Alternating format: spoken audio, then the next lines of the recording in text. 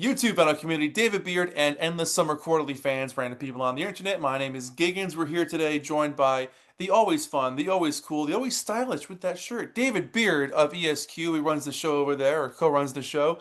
David, man, how's it going? It's going very well, and it's good to see you. I love the shirt you got on there. Favorite vegetable? I'll put your tag on the bottom down there There, so there you go. people can find you. This is the Smile shirt.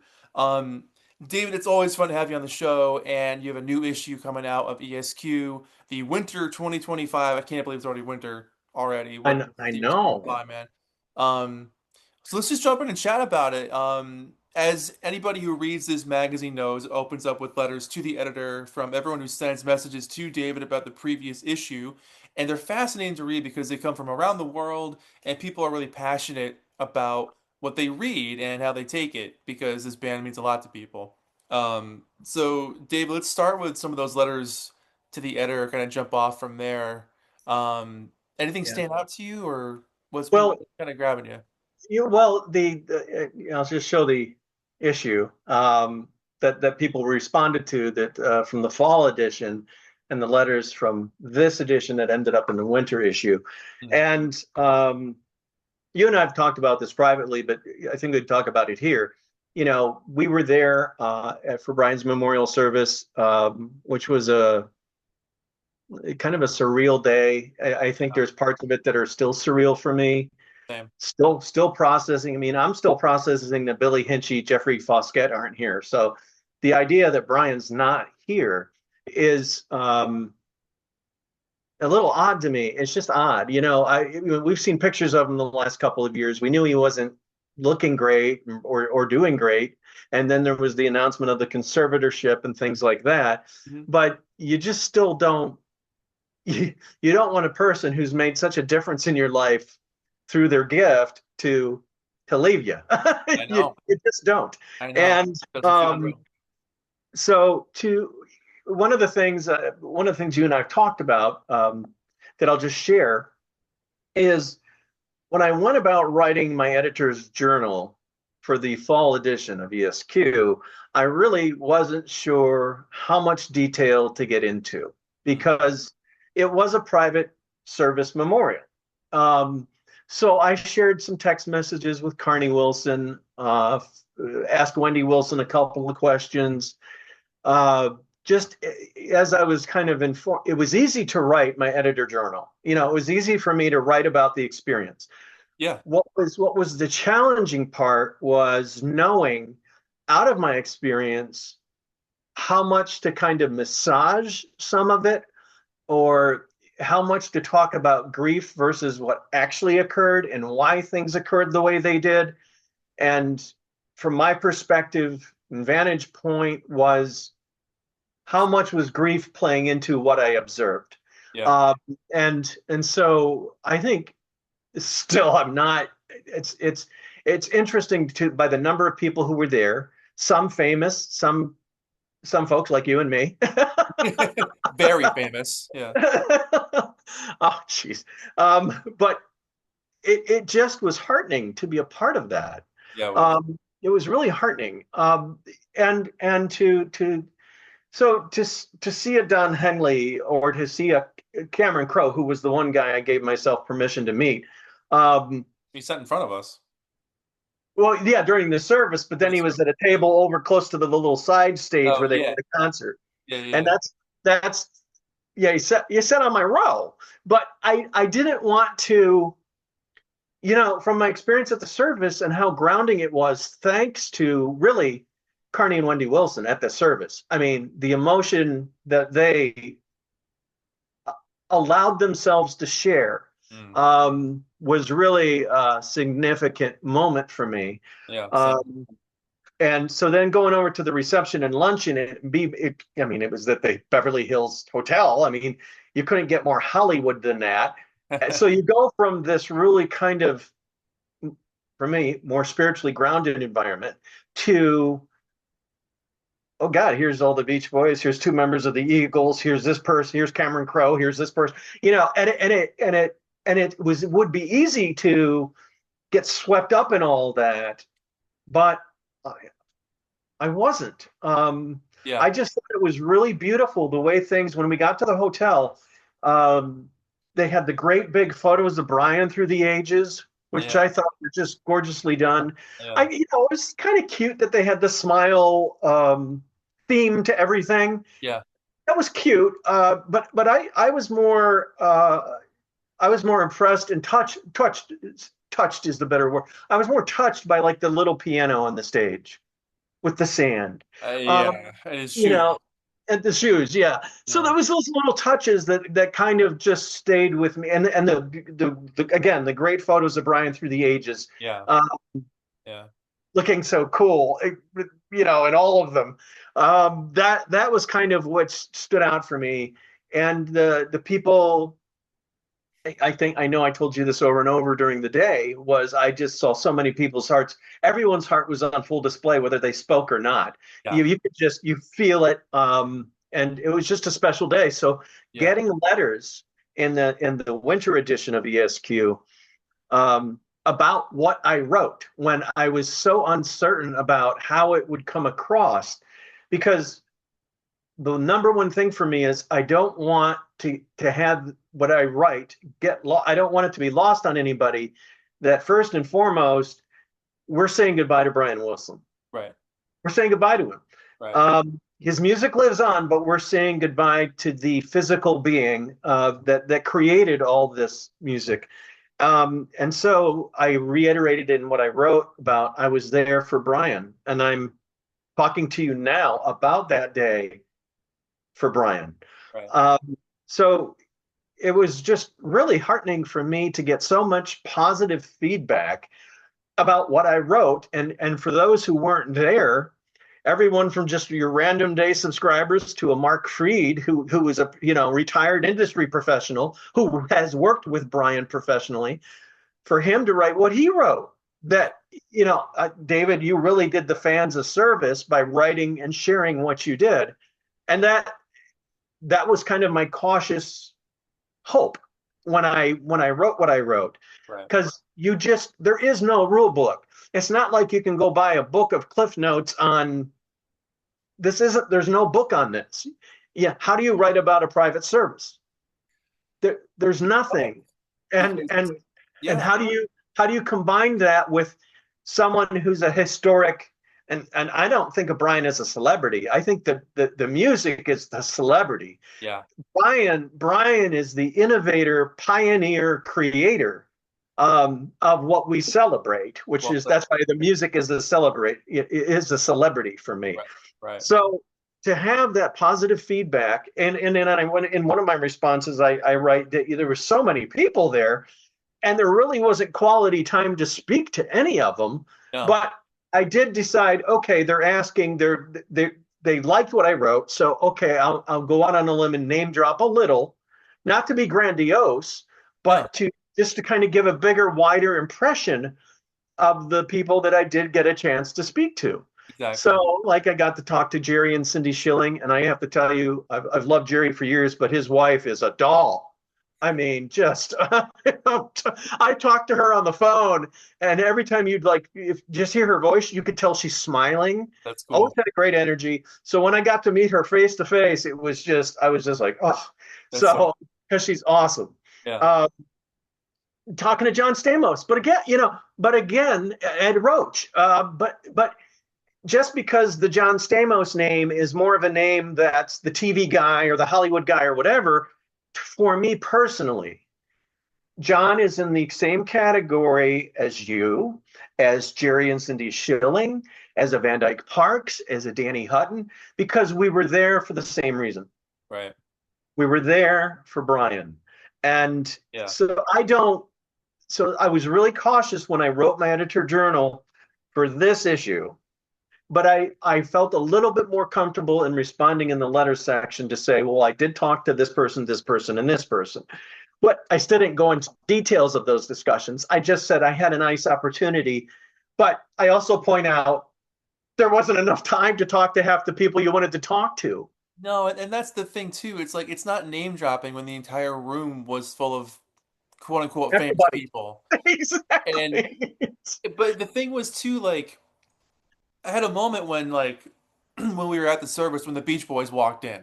Yeah. I had a moment of it wasn't necessarily like, wow, that's the Beach Boys. It was like they're here for their cousin and their friend. Yes. They're missing one of them. Like they're missing a Beach Boy.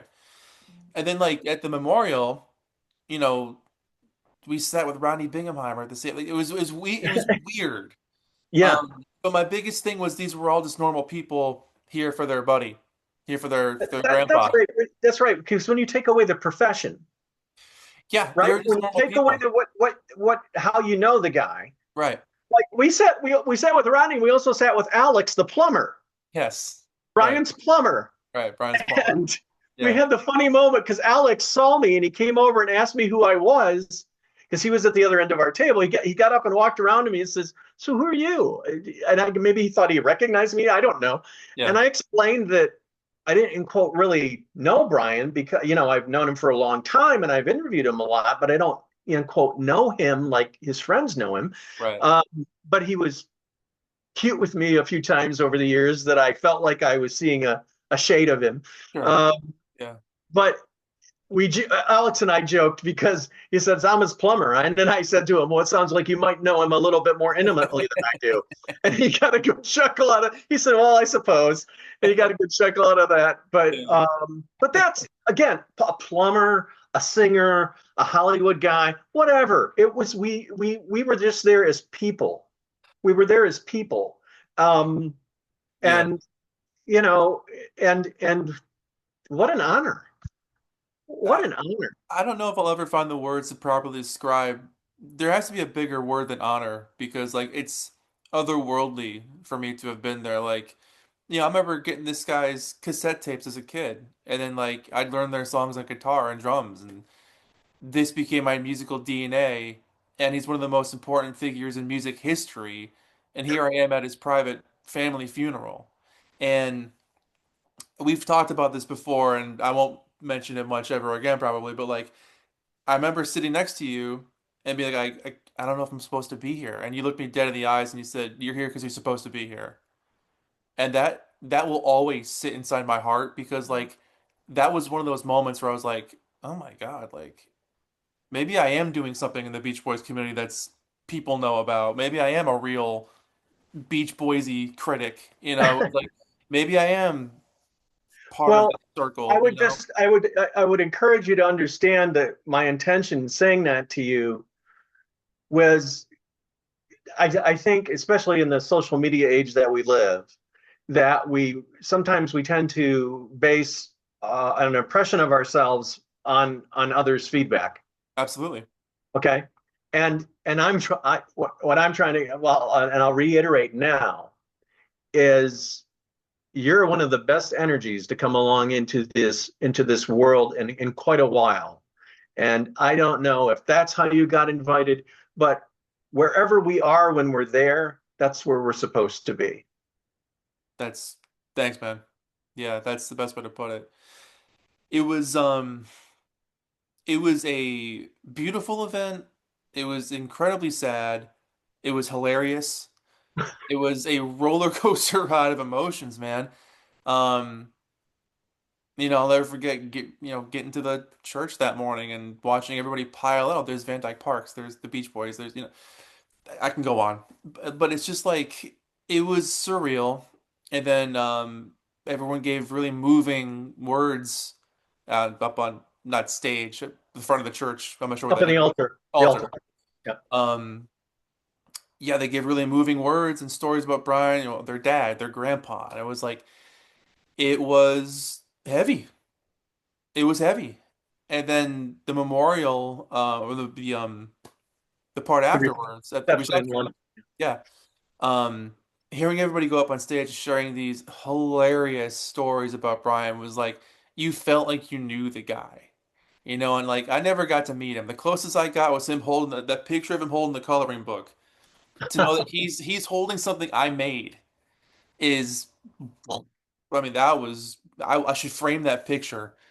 I You think have? somebody, what's that? Did you frame No, it? I should You frame it. should. You're right. Yeah, Yes. somebody, it may have been David Leaf sent me that picture a few weeks before it got posted. I forget who sent it to me, But I remember seeing it and they said don't post about it yet, or it's quiet for now.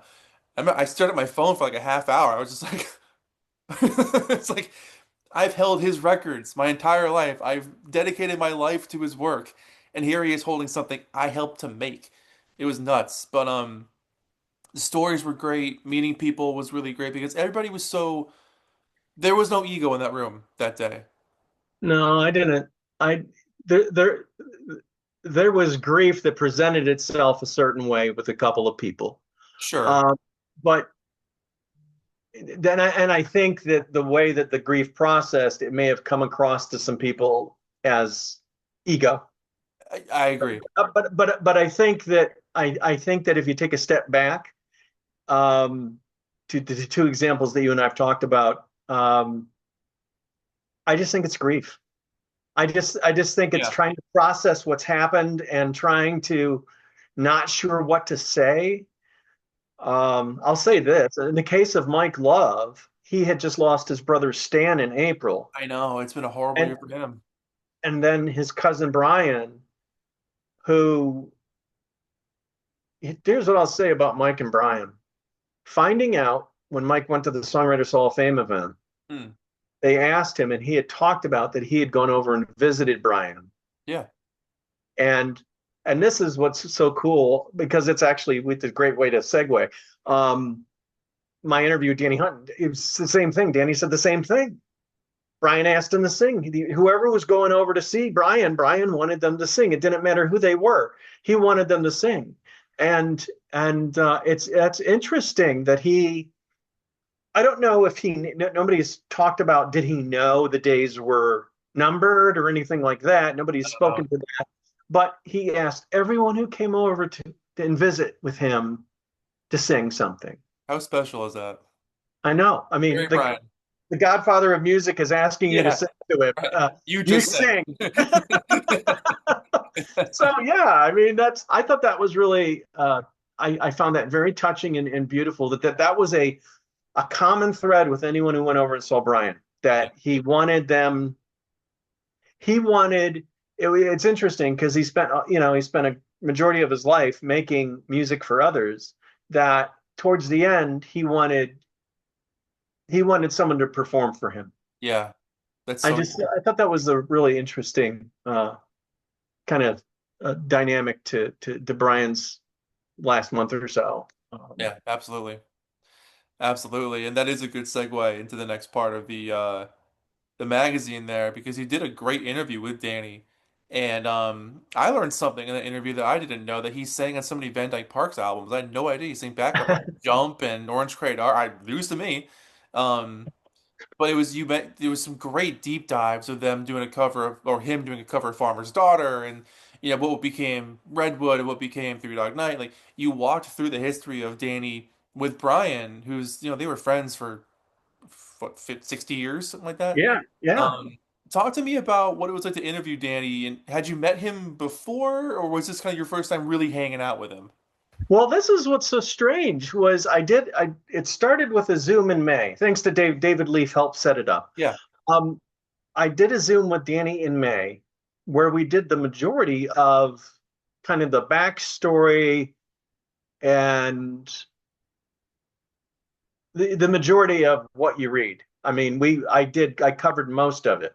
yeah, When then Danny was coming through town, coming through Charlotte, June 28th with as Three Dog Night, and they had arranged for tickets and passes for me, which I was just like, oh, this is great. And then he said, hey, a week or so before the show, just shoot me an email and I'll set you up. So I shoot him an email. He said, so what time did you want to do the interview? oh my God. And I'm like, what? I thought we'd already done it.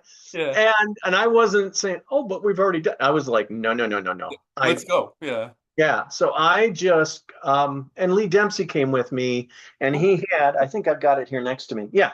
So Lee has since bought me this record. So this is pre-dog. It's called Pre-Dog Ooh. Night. And it's like it's all the stuff: Rainbows and Roses, Big Bright Eyes, Hang On to a Dream, Huff and Puff. So it's all those songs he did before he became Three Dog Night. Yeah. Um, but Lee already had this record, and and I have to show you it's on the cover of the magazine, but this too. So Lee has the original Basil Swift. Um, yes. So I got Danny to sign personalized the Basil Swift. It would have been even funnier if he crossed out his name and wrote Basil. That Um, is amazing. this is going to get framed. Oh yeah, keep that Um, forever. so that was thanks to going backstage, and it was interesting too because I'm not always fortunate enough to have the one-on-one, Mm, right, in the yeah, same room and have a photographer. When true. those things fall together, where I've got my photographer with me and I'm sitting with the individual right across from them, eye to eye, where you're able to kind of just, it's a whole different thing than a phone. I mean, we think Zoom's a good thing because now you can at least see the person. Right. But it was different. Danny was so comfortable with me. He just kept telling me after the fact, like days later, he kept emailing. He said, "I was so comfortable with you. I actually took my glasses off. I shouldn't take my glasses off. They're my brand." Um, and I will say, hearing that from him and having only met him by Zoom in May and then sitting with him in June, Yeah, um, and then of course we saw him at the memorial. But sure. just that short window of time where I got to know him, I mean, we're still acquaintances. We don't know each other, but Sure. Yeah. I feel like I got to know his story pretty well, um, as it relates to Brian. And there's so much more layers and stuff. I mean, he could tell, he could fill up an entire book of stories about Brian. Oh yeah. Um, but it's he's a fascinating individual. He's His history in the music industry is as rich as anything. I wrote in my introduction to the interview that I remember as a kid living in New York. I couldn't have been. I mean, the song came out in '75, "Joy to the World." I remember the neighborhood kids all running around singing at the top of their lungs, "Jeremiah was a bullfrog, Yeah. was a good friend of mine," having no clue what it meant.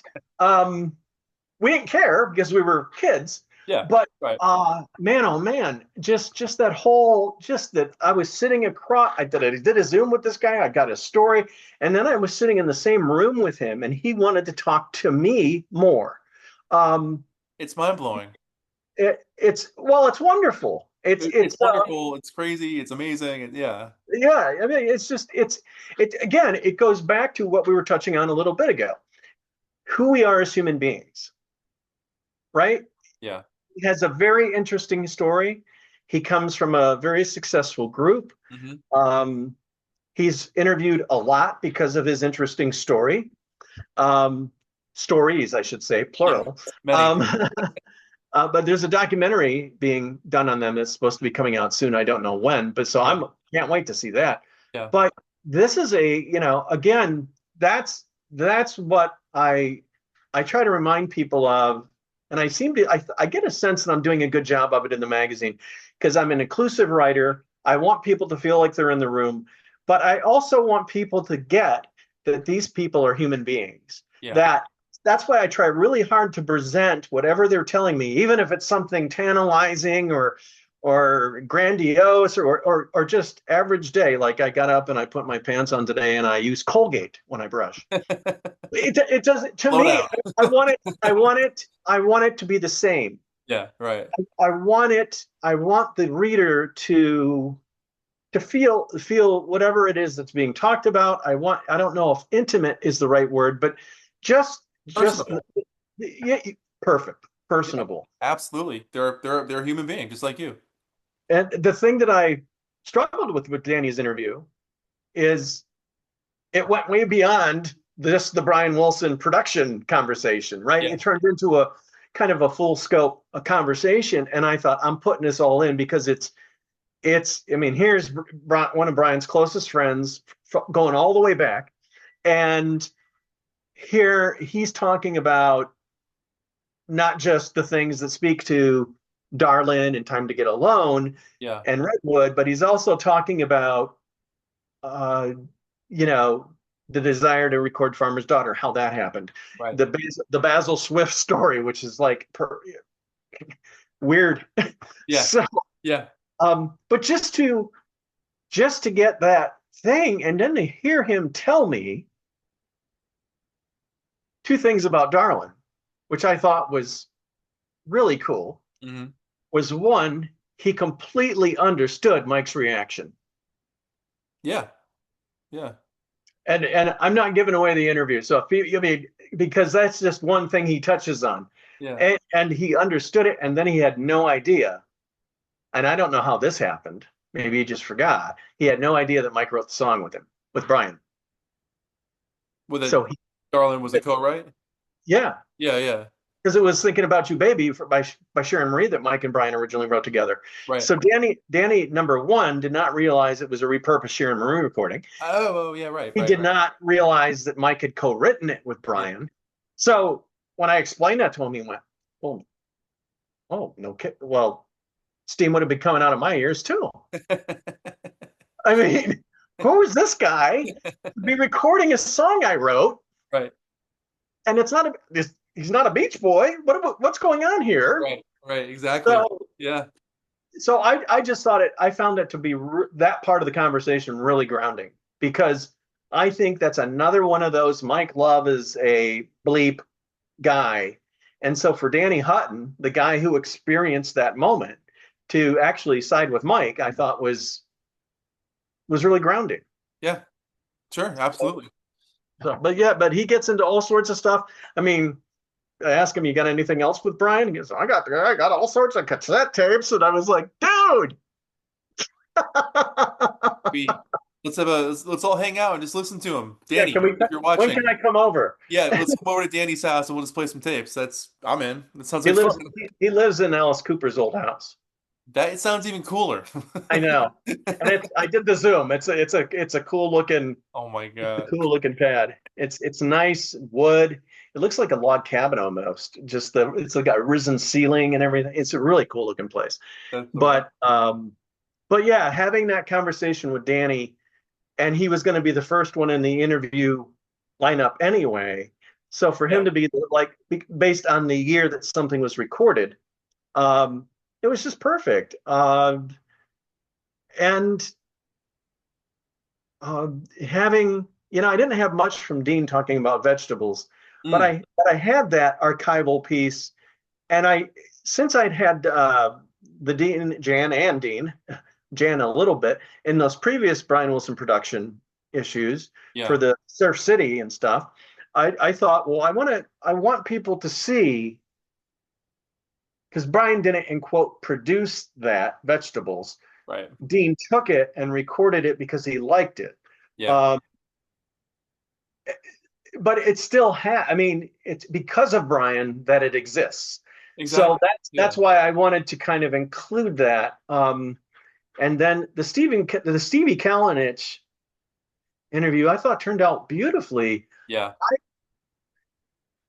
I don't, maybe I just misremembered or forgot, but I did not know that Brian went to the extent that I don't want to give away the interview. I just did not have any idea that Brian did what he did for the A World of Peace Must Come album. Yeah. No, that was cool to read about. I knew some of that stuff just from some of the stuff Stevie's posted online over the years, but that was cool. That was an excellent little bit there. Yeah. And then the Honeys, Good Night, My Love, you know, again, Brian's back in the studio, right? He took a break. He's back in the studio December 8th. So that was, again, it was a nice way to kind of bring people, because Brian just became sole Beach Boy Yeah. for a chunk of time there, Right.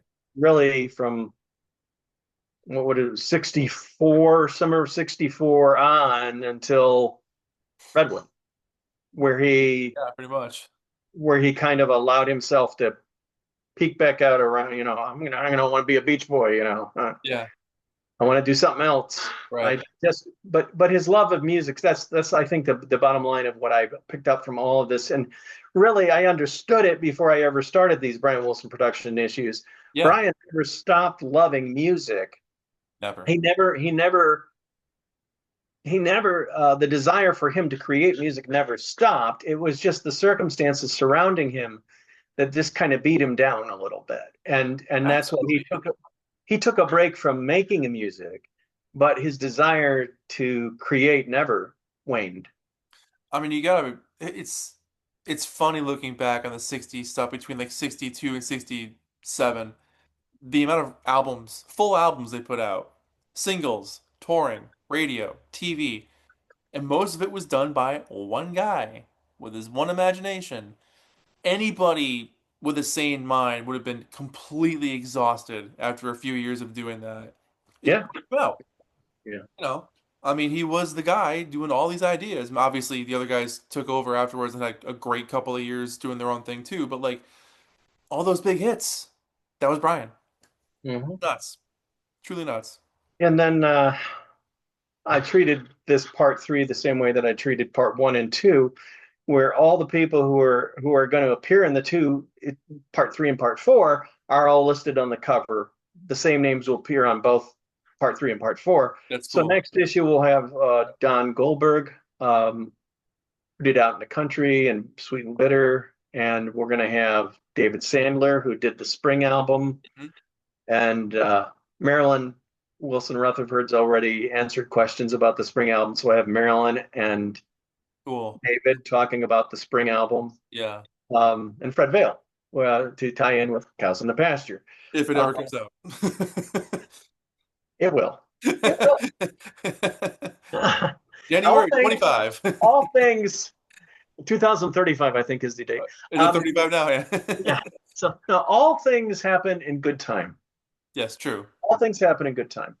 So I know that there's certain things when we want something. What just happened recently that I got that I just loved immediately. Oh, I think this Brian Wilson Live at the Roxy thing. When I got the Yeah. packaging, the LP and everything, I just went, wow. And Same. it transported me back in the best way because I think because the packaging is different with Mark London's great So artwork, good. Yeah. it just took me right back to the June 2000. I take it you watched my video of Oh the yeah. unboxing I commented because on it. Yeah. did you notice? Did you notice I promoted you? Yeah, I heard that's why I commented. I said, if you want to know more about the Yeah, music, watch go my over to video. Giggens. Right, You'll right. go over. Yeah. Um, but yeah, I really love it, and I neglected. That's such a strong word.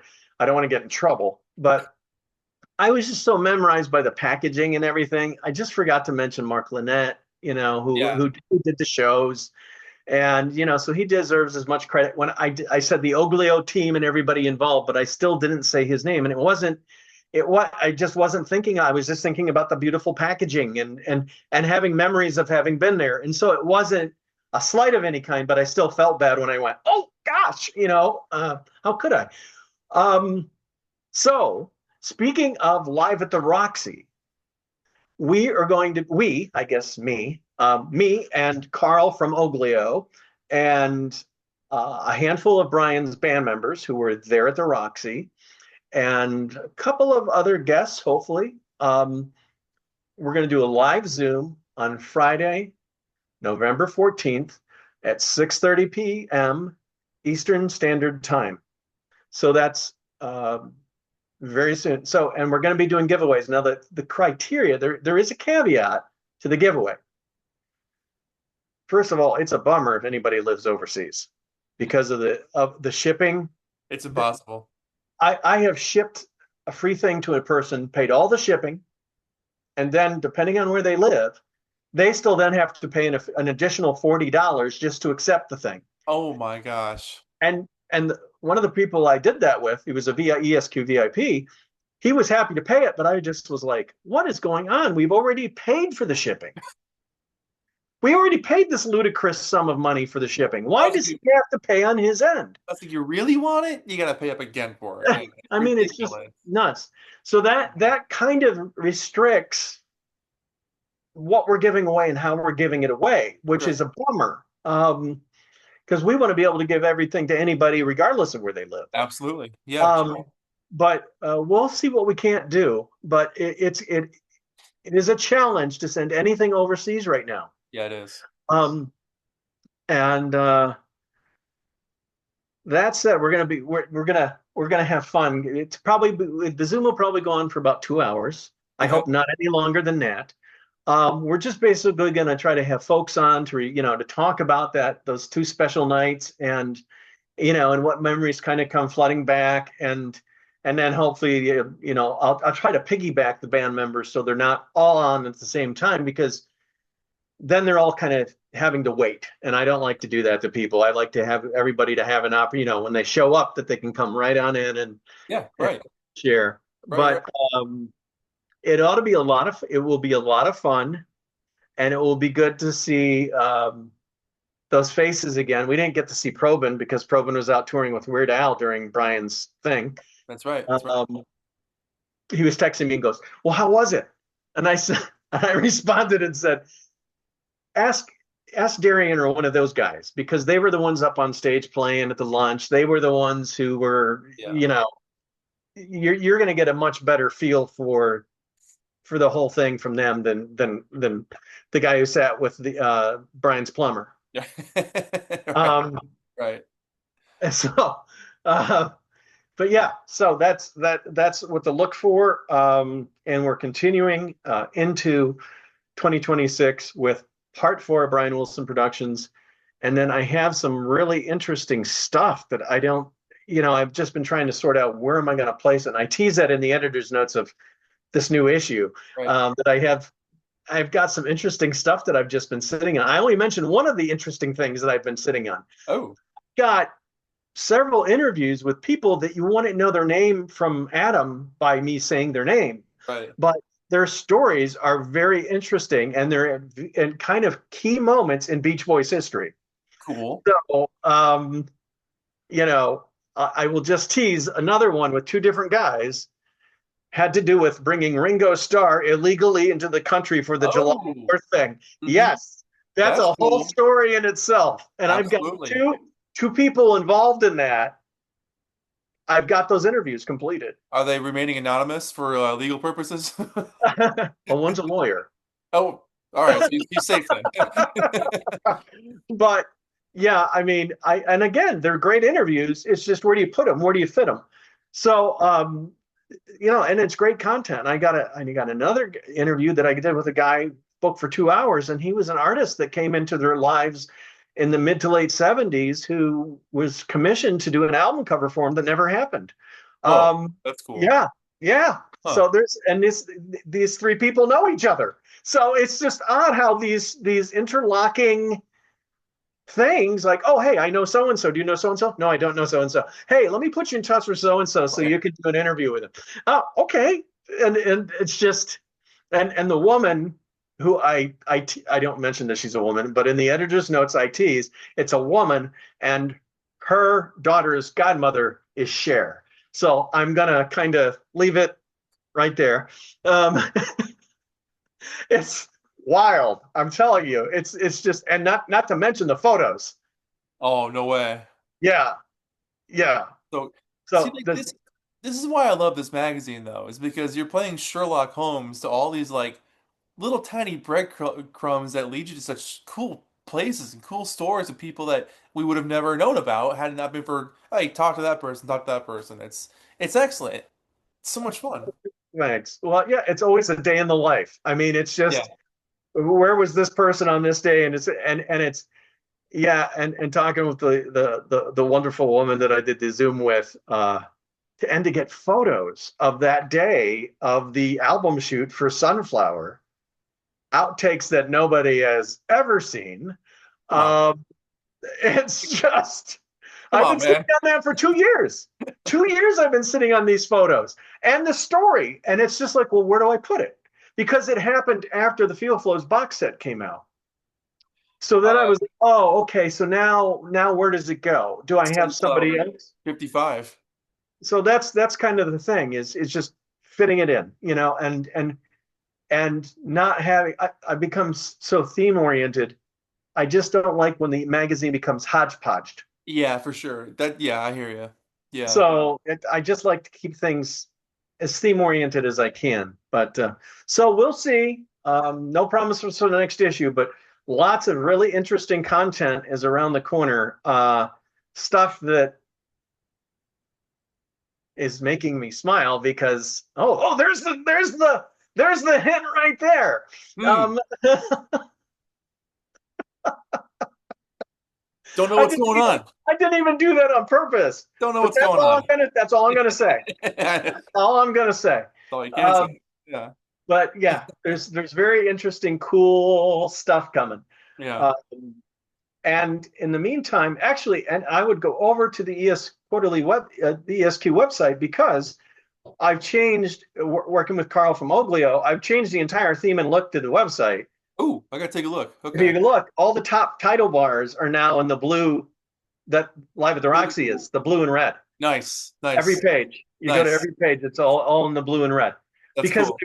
I'm throwing it out there, and I really want to celebrate this release, and I think anybody who's a fan of Brian Wilson's at any period in his life, regardless of when you discovered him, really should pick up Live at the Roxy. It's it's a gorgeous, and just as I said in my unpacking, even if you don't have a turntable or a CD player, I don't know why you wouldn't if you're a Yeah, I music know. nut like we are, Yeah. but you should still pick it up. It's just like such a nice material reminder of one of Brian's more triumphant times in his life. That's the best way to put it. I mean, it's an incredibly special album because you hear how hungry and how much fun they were having to perform these songs that deserve to be performed the way they knew they can do it. You know, like the amount of talent and skill that everybody in that band had to nail these hard to play songs. Mm-hmm. And you can hear it in Brian's voice playing songs like "Kiss Me, Baby," like the Beach Boys. I don't think ever played that live. Or "Little Girl I Once Knew." All these deep cuts. Like it must, like I say in one of my videos, like I could just imagine of being there and having the band look at each other, being like, "We're playing this whole world," like with Brian singing. Oh, this is pretty cool, you know? It must have been awesome. And hey, we're playing Brian Bare Naked Ladies, Brian Wilson, and Brian singing it. That too. I mean, Yeah, Inception. Yeah. that was the most surreal, and it still is this to this day one of the most surreal Yeah. moments. I've For Brian Wilson to be singing "I'm Laying in Bed" like Brian Wilson did is just like it was funny, but it was like he got it. He got the joke. Yeah, right. He Right. was in on it, right? So I just thought it was so. I just thought that was marvelous. So that whole those nights were anybody who was there will tell you to just. And I got last thing I'll tell you, I got my in my video. I'll talk about this during the live Zoom too. Yeah. In my video, when I was doing the unpacking, I got my dates all mixed up. I was thinking that the Brian Wilson Pet Sounds in its entirety was the year before, and in fact, Roxy was April of Two. 2000. Right. Me going to see Brian at Chastain in Atlanta, Georgia was July 2000.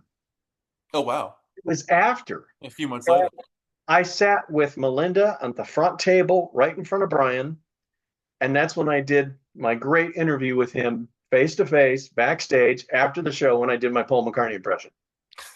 That's the bucket, man. I'm telling you, that was the night. So to go to California, see the Roxy, then a few months later be at the Pet Sounds in its entirety, sitting with Brian's wife, and then going back and interviewing him and doing my McCartney impression was just like boom, bang. I didn't know I was bucket listing, but I was. Right, absolutely, bucket list. I had no Absolutely. idea. Good But Lord, that's this funny. was what we touched on at the beginning. That night when I was backstage with him, I did see a part of him when I did that McCartney thing. I saw a part of him open up that I've never seen. It was a really touching, beautiful moment when you stand up with Brian Wilson and he gives you a hug after he laughs. Oh my God. Dude, I gosh, even mentioning it makes it's just like So That's so cool. That's so cool. just Um, very, very special, very good memory. And but that aside, get live at the Roxy. Anybody watching this, because you really won't be disappointed. It's just, and if you just got streaming services and you don't have the other things, well, that's okay. The packaging is just so great, though. You want those notes, it's and so beautifully put together. It's so it is. eye-catching. And Um, Brian's own note is in there.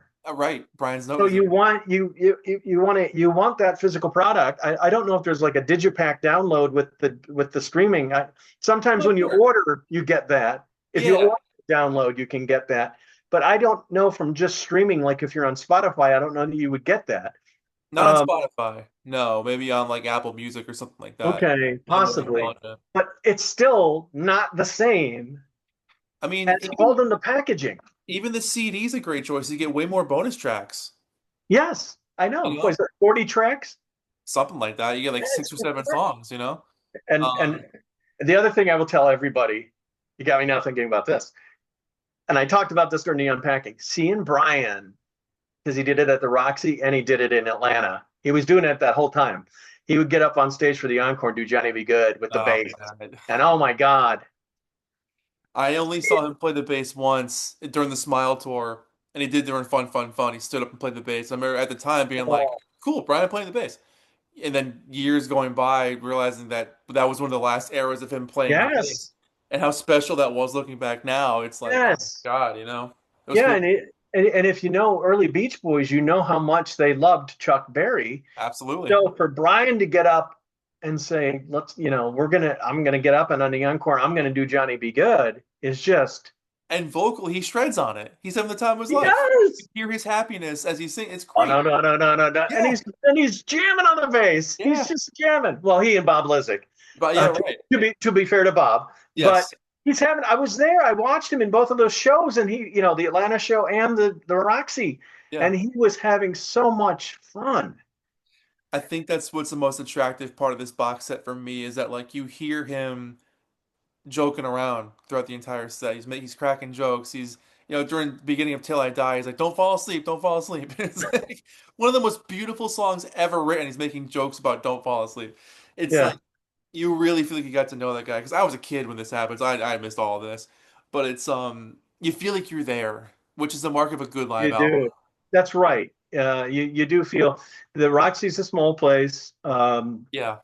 comparatively speaking to like an amphitheater or the Oh yeah, Czech it's a or cozy any sort other of place. joint. Yeah. It's a small place, and uh, you do feel that intimacy. Yeah. You feel like you've walked in the door to something special. So Especially the sound of it. Like as a live record, it is a warm, comfy on the yeah, ears album. There's no ear fatigue. There's nothing sharp or brittle about it. Mark did an amazing job with the sound on this yes. thing. Mark Lynette Mark Lynette. and Mark London did an amazing job on the packaging. Mark Squared got this thing Yes, done. there Yeah. you go, Mark Squared. Between the two of them, Yeah. we have the packaging and the great sound and great packaging. Right. Roxy marks the spot. Yeah. David, man, it has been an absolute joy hanging out with you again, chatting about Brian and the latest issue and catching up on the fall issue as well. Where can people find you online? Well, we're really prime. I'm really a little bit more present on Facebook Yeah, in terms of the Endless Summer Quarterly group. That's where I'm most present. I try to, you know, review that page on a daily basis or every other day. yeah, The ESQ page on Facebook is more about posting specific things related to magazine releases and such, much like the website is. Um, and we have an Instagram account. We're just not over there I'm just not over there as much as I'd like to be. But I think for the remainder of the year, you'll probably see a larger presence, a little bit more involved. yeah. And then as I mentioned, we have some. Well, there's something pretty interesting coming in 2026. So we'll see. Yeah. We'll see you there. Yeah. We'll be chatting about Yes. that. A lot. Yeah. David, it's always a pleasure. Thank you so much. For everybody watching, go to the ESQ website, sign up for a subscription if you don't have one yet. These magazines are collector's items that deserve to be on your shelf, and you'll go back to them as a resource for years to come. Myself included. I've been a subscriber for a million years at this point. Um, so everybody watching, thanks for watching. If you got questions for us, leave them in the question box or the comments box down below, and we'll see you guys in the next video. Take care of yourselves. See ya. I